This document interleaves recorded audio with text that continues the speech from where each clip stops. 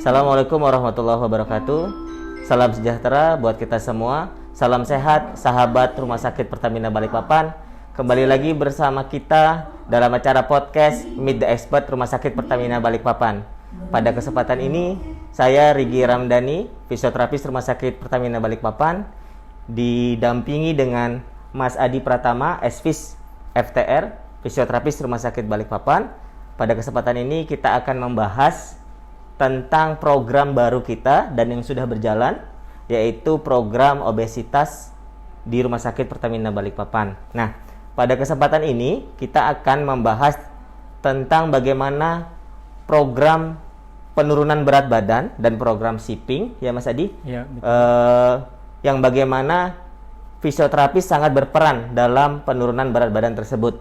Betul ya Mas Adi ya? Benar. Jadi pada kesempatan ini akan kita bahas dan diskusikan bagaimana sih program yang akan kita jalankan di Rumah Sakit Pertamina Balikpapan. Nah, Mas Adi apa kabar? Baik, alhamdulillah. Mas Rigi, gimana sehat kabarnya? ya? Alhamdulillah sehat. Terima kasih sudah dapat hadir di podcast kita. Ya, sama-sama. Meluangkan waktunya untuk membahas dan berdiskusi tentang program kita yang sudah berjalan ini Mas Adi ya, program obesitas untuk penurunan berat badan dan body shaping ya. Ya. Nah, pada kesempatan ini yang kita akan bahas dalam program obesitas ini adalah tentang fisioterapinya.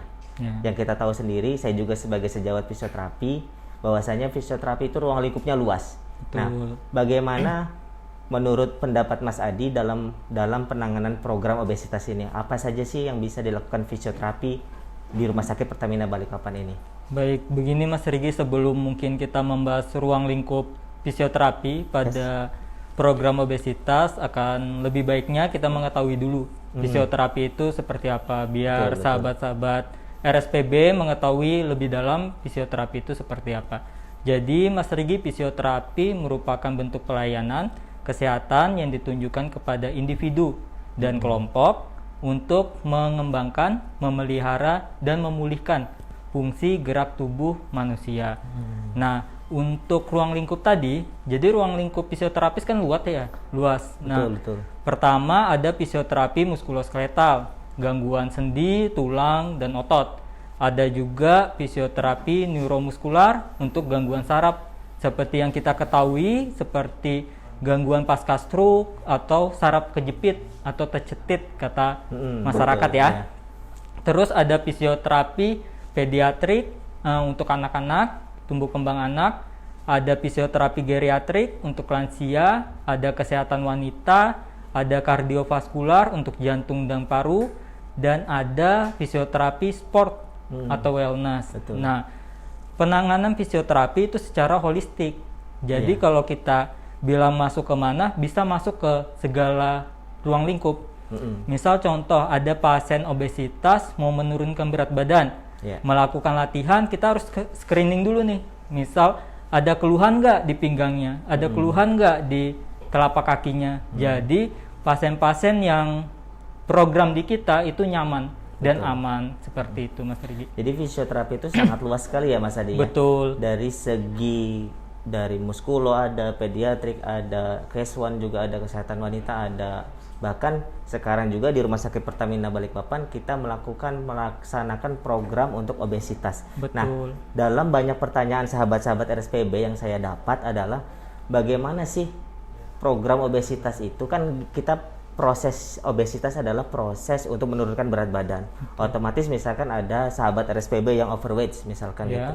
Nah, sebagai fisioterapi, apakah dari overweight itu apakah bukan hanya body slimnya aja yang dilihat atau bagaimana Mas Adi menurut pandangan fisioterapi? Jadi gini, menurut kami ya, fisioterapi pandangannya obesitas itu adalah gangguan yang sangat kompleks.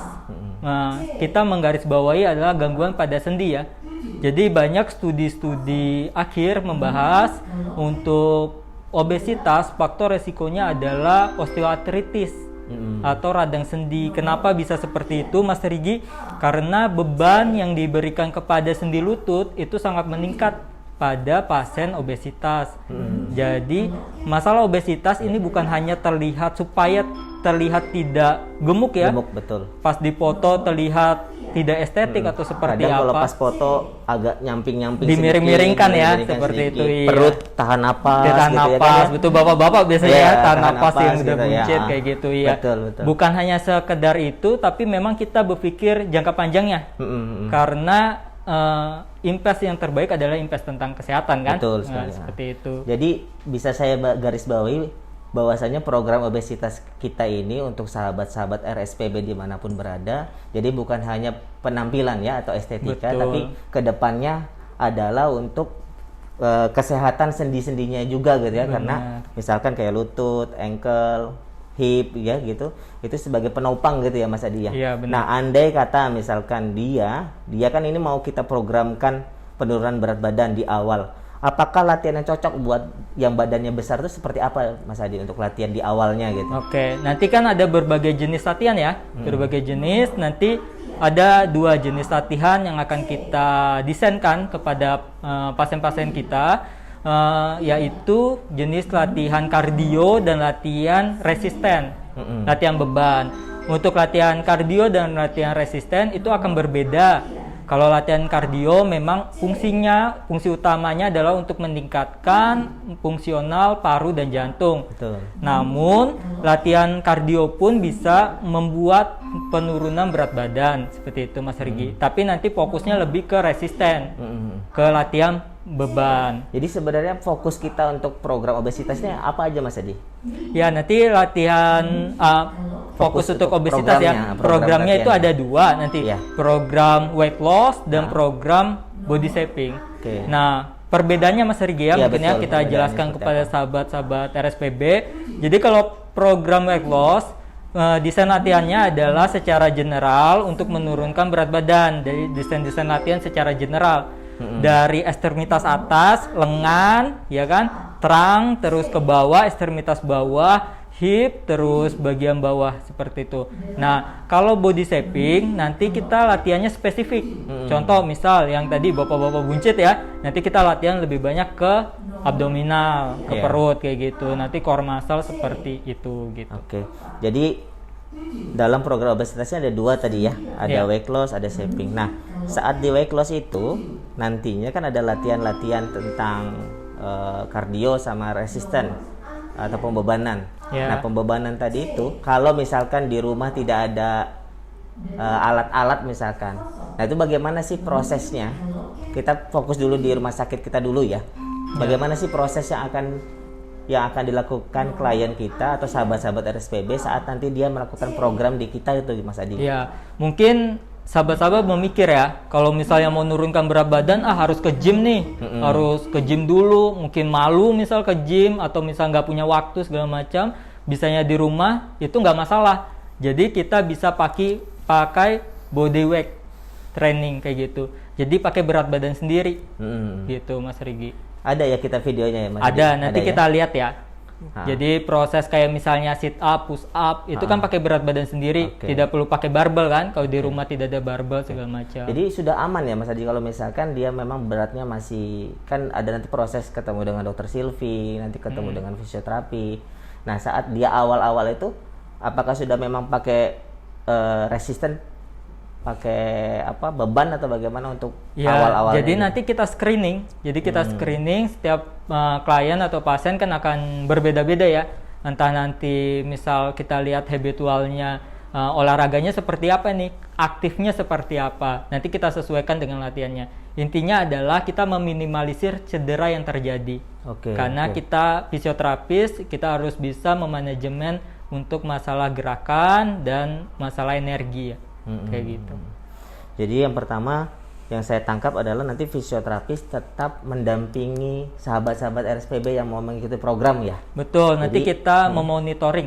Monitoring gitu. Betul. Jadi monitoringnya juga nanti offline atau bagaimana? Nanti kan ini lagi pandemi nih. Iya. Bagaimana nanti membaginya untuk program tersebut gitu Mas? Oke, nanti program tersebut terbagi menjadi offline dan online ya. Nanti kita sesuaikan lagi, lebih fleksibel Mas Rigi kita. Lebih fleksibel ke pasiennya, apakah memang pasiennya lebih ini. Kan kadang ada yang suka, langsung offline gitu. Ada yang online kayak gitu.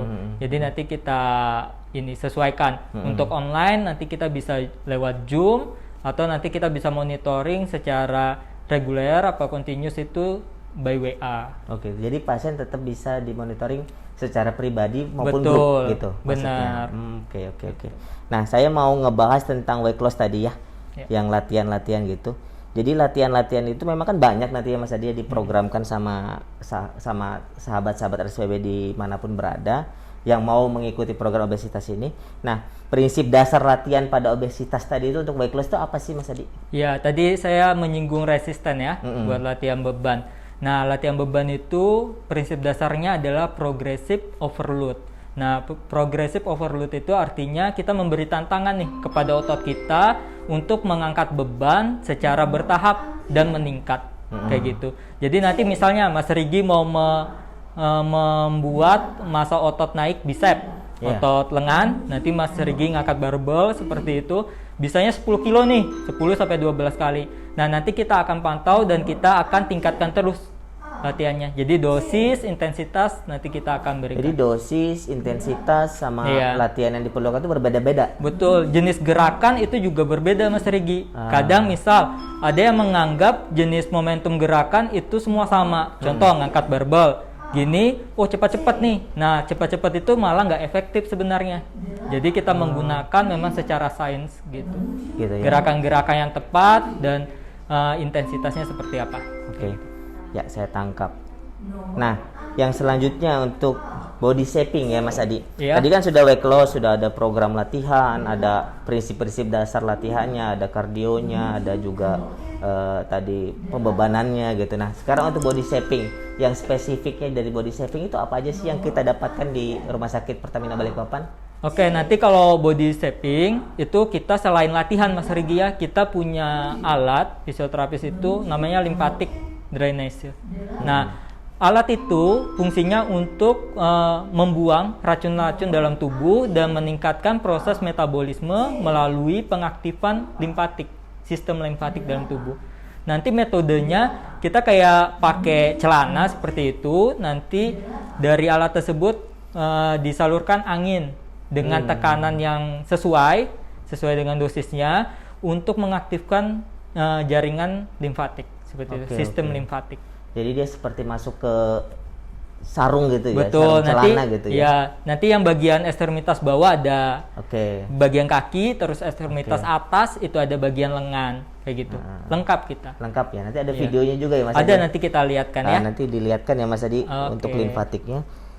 Jadi memang untuk body shaping ini sangat menarik ya untuk lymphatic drainase ini. Saya juga baru dengar hanya di RSPB aja nih kayaknya yang punya. Iya, sepertinya lymphatic ya. drainase untuk alat yang ini yang memang pakai device ya, pakai alat gitu baru di RSPB. Jadi konsep dasarnya dari lymphatic ini untuk metaboliknya tadi itu ya. Betul, untuk metabolik. Jadi kenapa itu penting? Karena metabolisme dalam tubuh itu sangat penting. Entah dia lambat atau cepat, kita harus optimalkan itu. Nih, misalkan kan abis penurunan berat badan kan ada gelambir-gelambir nih ya. Betul. Di perut nih kan kayak punya saya nih kan ada gelambir-gelambir gitu kan di betis gitu. Apakah memang dari device kita itu lymphatic drainase apa bisa kan kalau pengencangan mungkin bisa pakai pembebanan gitu. Kalau untuk limfatik itu seperti apa tuh? Jadi gelambir-gelambirnya gitu. Sistem limfatik itu kan ada di bagian atas dan bagian bawah ya. Makanya device itu sempurnanya adalah dia ada bagian atas dan bawah. Tinggal nanti misal contoh lebih banyak di perut atau di paha kayak gitu. Nanti kita gunakan device yang untuk ekstremitas bawah atau bagian kaki kayak gitu. Jadi memang ini ya. Jadi proses kerjanya untuk metaboliknya gitu ya. Benar. Lebih ke fungsi metabolik sih. Jadi peningkatan metabolik secara. Ini kayaknya sahabat-sahabat RSPB ini kudu merasakan langsung ini. Iya. Bagaimana sensasinya lymphatic drainase. Tidak sakit. Soalnya saya sendiri kalau mengebayangkan ya Mas Adi ya, kalau saya sebagai orang awam, bukan teman sejawatnya masih agak susah-susah juga nih masih ngebayangkan lymphatiknya. Saya mau kembali lagi ke latihan. Tadi itu kan prinsip-prinsip dasar latihan. Nah, latihan-latihan itu apakah boleh dilakukan setiap hari? Misalkan nih ya, aku sudah daftar nih di program obesitas, tiba-tiba sudah dikasih program latihan-latihannya gitu kan. Nah, namanya masih di awal nih, masih di awal semangat menggebu-gebu, semangat ya kan? menggebu-gebu pokoknya Iya. dilihat sudah ada progres kayaknya gue mau kencangin Betul. lagi nih. Wah, harus digenjot lagi itu gimana itu Latihan Mas Adi? terus-menerus Latihan gitu terus ya. gitu maksudnya. Jadi setiap hari di ya gas terus gas gitu terus ya. pokoknya gimana itu. Jadi kalau untuk sistem energi ya atau sistem metabolik dan juga pengolahan energi itu lebih baiknya ada proses optimal loading, artinya recovery. Tubuh itu butuh. Nah, sekarang logikanya gini, apakah kita 24 jam terus terjaga atau mata melek? Enggak kan? Nah, kita ya. harus istirahat. Tidur, ya. Nah, tubuh itu butuh itu. Jadi optimalnya adalah 3 sampai 5 kali dalam seminggu. Oh, jadi cukup 3 sampai 5 kali. Jadi kalau Betul. saya ngegas setiap hari enggak bagus juga ya? Tidak optimal.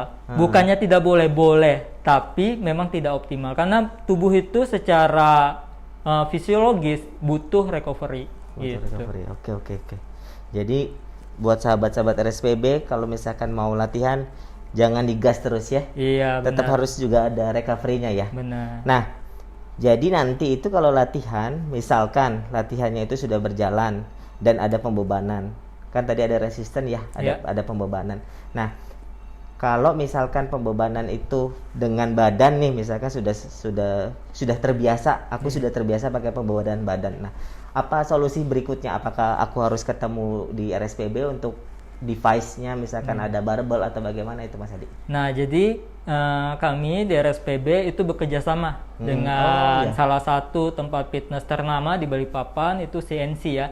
Jadi CNC, jadi nanti pendukungnya bisa di CNC. Jadi bisa pergi ke CNC untuk melakukan gym dengan latihan bisa dipantau oleh fisioterapis. Oh, jadi tetap harus kita dipantau tetap sama ya? memberikan monitoring lah ibaratnya.